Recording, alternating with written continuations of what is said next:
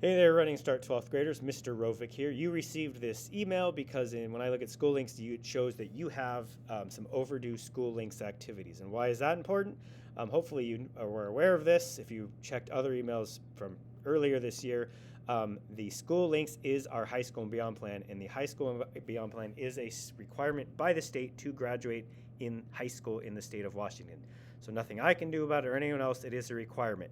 I've heard rumors because we've had COVID and there's been a lot of things, people have gotten things waived or passed. That is not happening this year, and that is even true for grades. So please don't assume somebody or something's going to show up and say, hey, don't worry about that. We're going to let you graduate. That is not happening, and it's not happening with the High School and Beyond plan. Now, the good news is, and that could be frustrating to hear, especially if you're far behind, it does not take much time to complete all the activities in School Links. I've been telling students if they put their head to it and get it done in 90 minutes. One student came to me and said she got it done in an hour. So it's not all that much time to just sit down and get it done. What do you need to do? You just log into School Links. If you have not before, you'll see right in the middle is your dashboard. It'll have upcoming due activities, past activities, and start clicking through them. Most of them will take you just a couple of minutes. I do want to reiterate this. Again, I don't like being threatening, but if it is not done, two things will happen. You won't get your diploma, and you also won't be able to walk in graduation ceremony here until the High School and Beyond plan is done. And you could have a 4.0 and completed all your credits. If the High School and Beyond plan is not done, that's still being withheld. So again, please do this. Now, when you go in and start doing your activities, some tips. When you're filling out your resume and profile, there's some things you fill in about yourself. Please do not put in junk or nonsense. If we see that, we will ask you to redo it. There are not right answers. I'm not verifying stuff in there if you put I worked at Walmart. But if you just put nonsense, we're going to have you read it. So put in things you've done, talk about yourself, and you'll see in the box that are generally real.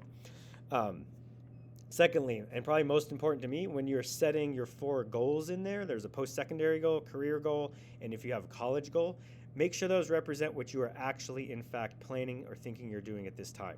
So, for example, if you put in, I'm going to a 4-year college in UW, that better be what you're doing, and I better see an application to UW in the college application manager. If that's not the case, something is amiss there. So we need to make sure those goals align with generally what it says in School Links and what you kind of told us you're doing. So those are 2 main overarching things. I also mentioned there's, and these are in the email too, and how to fix them. There's been 3 common issues and frustrations with this, and I want to cover those. First, if you go to the financial aid learning unit, it's basically like 3 or 4 very short videos. Yes, you have to do it. Many students get to it and it doesn't show the videos. Here's what you need to do. Close your browser, open up Google Chrome. You must use Google Chrome. Open up a YouTube tab first, then open up a separate tab of School Links, and then go to that activity, and it will work. Be sure to do it in that order. If you don't do it in that order and you didn't see the videos, you're not going to see them again. Secondly, record activities is one of the activities. Many students, the roadblock here is they feel like they didn't do anything at school. That's fine. It comes across as only school activities. It does not need to be. And it does not need to be formal activities if maybe you weren't involved. If you weren't, that's fine, but put things you have been involved in. Maybe you go to church. Maybe you helped your neighbor move, or you play with your friends nightly on the computer games. You guys get together weekly and go for a hike. I don't know. Put something in there to fill it out as best as you can. You need to have 2 of them, and they have to be entered this year. So maybe you had a whole list of things. You're like, I have 3. Why are they not there? If you didn't put them in this year, doesn't mean you need to re-enter them. You just want to go click on edit, change your word, save it again, then it makes it looks like you edited it this year. So you need to have 2 activities in there that are real activities you do and make sure they're entered this year. Then thirdly is the record career experience. Many people think I've never had a job or volunteer opportunity. That's okay, but we need something to go in here. So find something that would fit it. If you have neither of those, go ahead and put that you babysat for a neighbor or you helped the neighbor move one day. I can guarantee you've done something to work with other people or help them. Put that in there. The other important piece, and this part I personally find frustrating, make sure it is labeled as a job, at least one of them. Even if it was a volunteer experience, it needs to say job, otherwise the computer system doesn't count it.